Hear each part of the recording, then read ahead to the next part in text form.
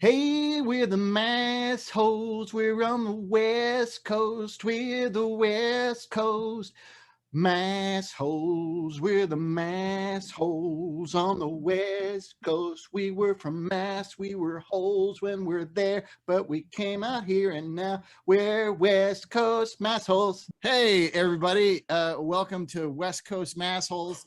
I am Todd Anderson, a West Coast Masshole. Normally, I'd be talking to Josh Wingate, the other West Coast Masshole from the show normally, but he ran into some trouble and was unable to attend. But we do have a contract with the Blursh Network, and if we don't produce some sort of show this week, we'll get in all kinds of legal trouble. So I hit the streets and I just started shouting, "Hey, are there any West Coast Massholes around?" And this guy PJ Marino said, "Yeah, I'm a West Coast Masshole." And I said, "Whoa, be on the show." And so here he is. It's PJ Marino. Everybody, say hi. Yeah. Hey everybody. And you also didn't you you were the one that threw that donut on the fishing rod, the fishing line, and you kind of reeled it in, and when you reeled it in, I was already eating it. Yeah, it was. I can't resist the cruller. That's very Boston of you. So we should tell the people. I mean, they all knew I grew up in, the suburbs, the mamby-pamby suburbs of Boston. But you were in the place called the North End or something? Yeah, the North End of Boston. My pride and joy, my heart. Yeah, 1 square mile of Italianness. It was you were mobbed up. Were you in the mob? I grew up on Prince Street, and literally like 3 doors down from the headquarters of the Boston mob there. So that was quite a fun thing.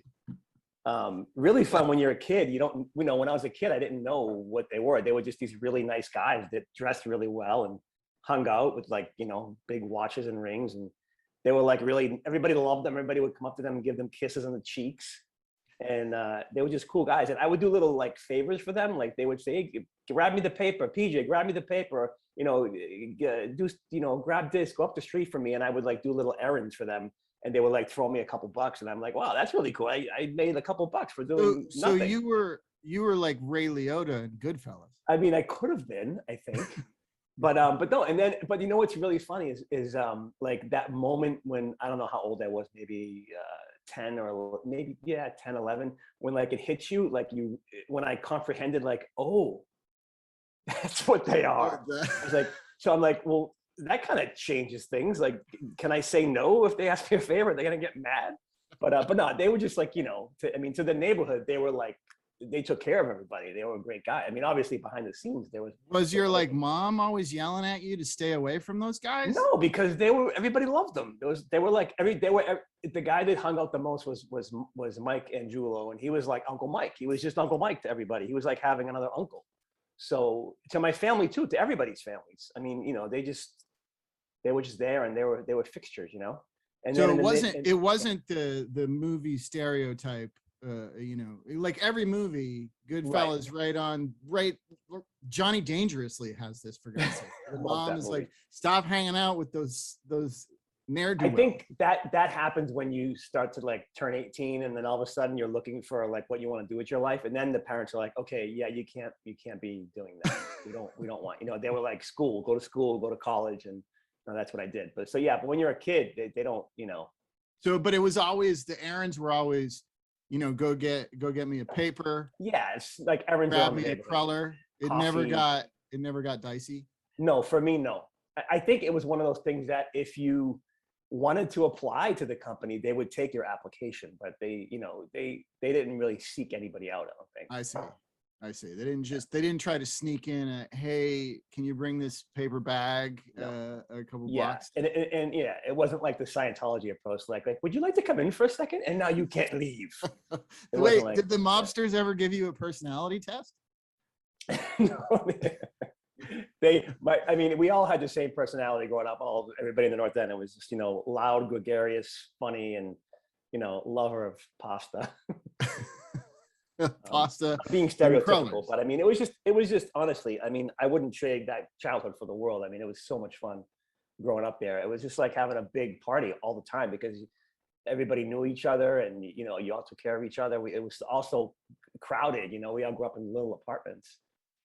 So you just you're a actor and a writer. Have you written your Bronx Tale about the North End? the very first script I wrote was called Over the Tobin, and it was a mafia story about a kid who had big dreams and wanted to leave the neighborhood and do something special, but he was held back by his brother, which is, you know, it's all all fictional, but it's loosely based on me like becoming a comic and then wanting to move to LA. But I also tie in. I make it more of like a late 80s story where I tie in where the mob kind of gets dismantled by a sting operation by the FBI, which really happened. You know, they threw them all in jail in like the mid 80s. Were you there for like raids and arrests and stuff? I wasn't there, but I was around them. So when we all found out what was happening, like they were putting cameras in headlights in parked cars. They were spying on them from rooftops, listening to them talking. And I mean, I was there when it happened. I didn't necessarily see anything, but in my script, I make my character very much involved with his brother and all that stuff. And in real life, did the cops ever like ask you? Because if you were getting coffee for the mobsters, they probably saw you doing that. Right? I mean, probably, but that was when I was doing that, I was like, yeah, it was around that time, I guess. Cause I was like probably 12 when they got, so I probably knew what they were probably around like 8 or 9, I would say, because I knew for a few years before that all went down. But no, they were all, I think, 3 or 4 brothers. They were all eating at one of their restaurants, Francesco's, which is like one of my favorite pizza places. They had great salad dressing, their homemade salad dressing. But they were all eating in their back room, and then the cops just came in and like arrested all of them. The head guy, Jerry, was like, keep that warm for me, I'll be right back, and he never went back. I love like homemade salad dressing. So few places do that anymore. This was like there's a creamy Italian. Oh, so good. There's a steakhouse here that and Simi? Yeah, that made their own salad dressing, and it was a highlight. I mean, the steaks were good too, but it was the highlight of the place was that. But we can't go there because the owner like did a anti-Black Lives Matter rant on Facebook. Oh, one of those. So now we can't go have his homemade salad dressing anymore. Yeah, well, that's enough of that place. Yeah, well, that's how it is. There's been a lot of that in the last couple of years. Yeah, it's bad. There's a lot of restaurants that I'm like, well, I guess I can't go there anymore. I guess I'm not going terrible. There. I was driving with my lovely wife recently, and we saw a car in front of us, and it had all the stickers. Like, if you have like 14 bumper stickers on the back of your car, generally they're not going to be nice stickers. Like you don't generally get someone with all like really great inspirational quotes in the back of their car. It's either like nothing, or maybe one child of the month, or it's like all the political government, yeah, like a automatic rifle with guns, Jesus, and I was looking, we have all these welcome mats, for to rub your shoes off so they don't get dirt all over the place. But we get them and they fall apart eventually because they're made out of, I don't know what it is they're made out of, but they fall apart. So I was looking for a new one, and there's a lot of funny ones, funny, and I was like, oh, well, let's see what kind of funny stuff. And then there was a whole bunch of them this is right on Amazon. This wasn't Etsy or anything. So, cause like Etsy, you get like some real dicey, Nazi memorabilia type stuff. Yeah. But they usually keep most of it off of Amazon, but there were these ones, and it was a whole bunch of them that just were like, screw Antifa, go to hell, all these like anti-fascist welcome mats, and I couldn't find a single one that was fascism sucks or right, because I think they know it sells. They know it sells. It's just bizarre. Well, it's interesting, here I live in Flagland, so we get a lot of all kinds of weird flags. We got Trump 2024 flags, and don't blame me, I voted for Trump, and Betsy Ross flags, and the don't tread on me Gaston flags, or however you say. We got it everywhere. But now I'm noticing that other like neighbors of these people who have those kind of flags are putting up their own flags that say like coexist or equality. Yes, You know, there's one on my street that has that, and it's really nice. it is nice, and it's certainly a nice, interesting, neighborly flag debate to have. But I was disappointed. I thought there would, if they had one side on welcome mats, they would have the other side, but that's not true. Yeah, they're not like flags. Yeah, maybe you got to look on Etsy for those. I guess so, or you just hire somebody here, make me a welcome mat that says "fascists suck." Yeah. How often do you get back to the Massachusetts? I haven't been back in what year? Like 2017 or 18. I'm really, really missing Boston. It makes me sick to my stomach. I have seen my family at like a wedding in Miami a couple years. Well, now it's been 3 years, but that was the last time like the whole family got together for my niece's wedding. But no, I could. My parents live in Florida, so when I have time to go away, I go see them. So I haven't been back, and I miss my friends, man. I miss my sisters and my friends. So I've been trying to get like a gig in Boston so that I have a good excuse to get back there and hang out for a while. Otherwise, it's just hard. And then we have the kids, so it's hard to find time. How about you? I haven't been back to see my folks in a number of years now. I mean, obviously because of the pandemic and everything. Right. So it's been almost 4 years since I've seen them in person. But we do have plans to go back this holiday season. Nice. We actually, it's kind of exciting. We're going to fly out, but then we're going to take a train or trains across the country back. Oh, wow. That's awesome. Yeah, it's cool. That's awesome. It's expensive, but we haven't traveled it. Well, yeah, I mean, it's more expensive to do that. Yeah, it's more expensive to do that than fly because one, we're basically paying for not first class, but I guess business class, like the sleeper, because you can sit in coach and be there for 3 or 4 nights. But that doesn't sound conducive. That's not fun. Sleep. Yeah. So you gotta pay for the cab. So are you making stops and gonna take your time and see some? Yeah, we have to in New York, one night in New York and one night in Seattle. We have hotels to stay overnight because the scheduling of the trains, it's just you gotta wait till the morning to get it. So but yeah, I'm excited. It just seems like seems cool. And on New Year's Eve we'll be on a train. Cool. How long is it going to take you for total? How many days? It'll take, I think, 4 or 5 days. I can't remember. I'd have to. Okay, so not too bad. No, it's not. It's not too bad. We were thinking about doing it both ways, but then that sounded like it could be exhausting. I think one way is smart. Yeah. I would like to do that too. I want to definitely hear about it when you come back and how it went. Yeah. We're it's not the Orient Express or anything. It's it'll be fun. I'm looking forward to it. I love trains, and to see the country and go through the mountains on a train, I think would be pretty great. My boys would like that. Yeah, they would love that. And hopefully it won't be a terror train situation. People are getting. I'm knocking on wood for you. On a train. Yeah. I don't want that. Yeah, so I mean, I'm looking forward, but at the same time now I'm like worried, like what the hell are we going to be open for business? Are we going to be able to travel then? It's like right. Really the future is in flux.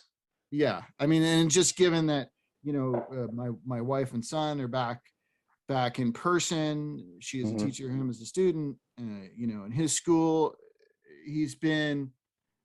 Let me see. It was 3 days last week. He's been in school for 5 or 6 days total now, and we've gotten 4 notifications of COVID cases at his school. Okay, yeah, but nothing. It was just like someone was in contact, that kind of thing. Somebody got it, and then a number of people were sent into isolation and can't come to school. Okay, because our boy started yesterday.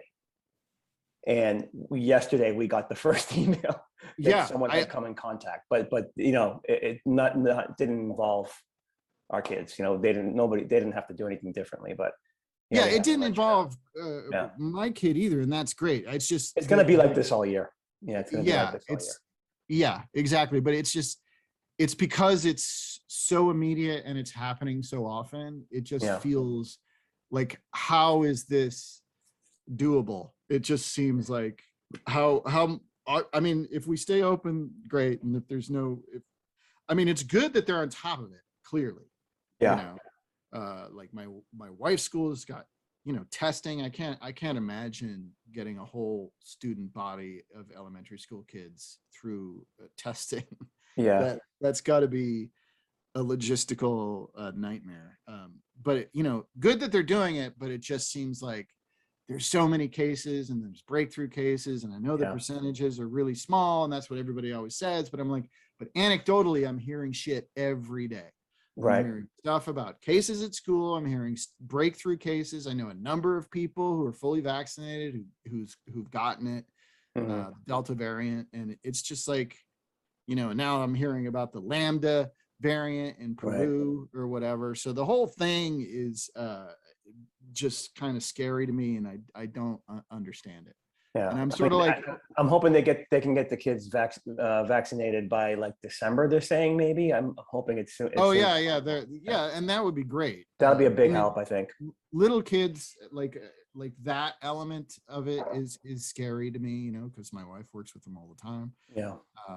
And it just I'm worried about them because they're not vaccinated. So and it just feels like. And I know that now that we have this vaccine, it's different. The playing field is different, but it just feels so much right now like it has a number of times before, where the numbers keep going up, and they keep going, well, percentage-wise, it's really not that big a deal. Go up, go up, go up. And then suddenly they're like, okay, everybody quarantine again. So I feel like, are we in that part of the cycle again? Because it always comes with New Zealand shut down. Right. If New Zealand shuts down, that's always my first like, well, wait a sec. How long? Oh, that's George Takei telling me to shut up. But when does that come on? What's that? When does that come on like that? What prompts it? I just set a timer for 15 minutes. And then I paid good money for George Takei saying, "Oh my," as it should be. Yeah. My alarm, and it's also my text alert. Yeah. That's it. Or no, it's not my text alert. It's my phone ringing. If I get a phone call, okay. Oh my! I do the old-fashioned ring. It makes me feel like I'm a kid again when I hear the old-fashioned ring. Yeah, the old the old rotary phone ring. Yeah. That's good. Yeah. Well, that's it. That's the show. Oh, I don't know. You probably don't know this, but Josh and I, when we have a way we sign off. Oh, I don't know this. This is how we sign off. We go, "Fuck you, Nazis. Fuck you." I don't want to like put political stuff into your mouth. You don't have to do that. But I don't like Nazis. I'd rather them not exist. So yeah. I'm on the same page. I'm on the same page. Okay. I can say the word fuck. I mean, I've said it before a few times. So. Well, you're an actor. You probably have to say it like in certain many bad things. Yeah. If someone will look at my past IMDb, they'll see some sketchy stuff. Yeah, I don't get to cursing. I wish I got more roles where I was cursing. I'd like to be in like a Midnight Run where like literally everyone's constantly cursing. I just think that would be fun. Yeah, with the TV stuff, there's none of that. But now there's a lot of streaming stuff, so hopefully we get some more of that. Yeah. Profanity. Exactly. Eventually there's going to be no more network. It's going to be all streaming, so it'll be all profanity.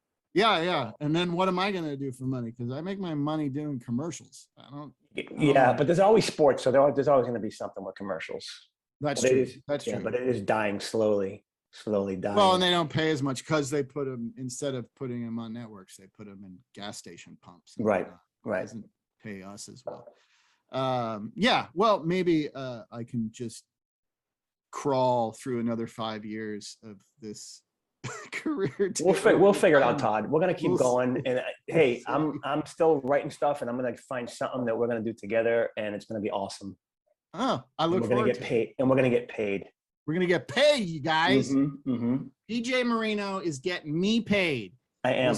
We'll see you next time on West Coast Massholes. Fuck you, Nazis. Fuck you, Nazis. This has been a Blursh production. Blursh.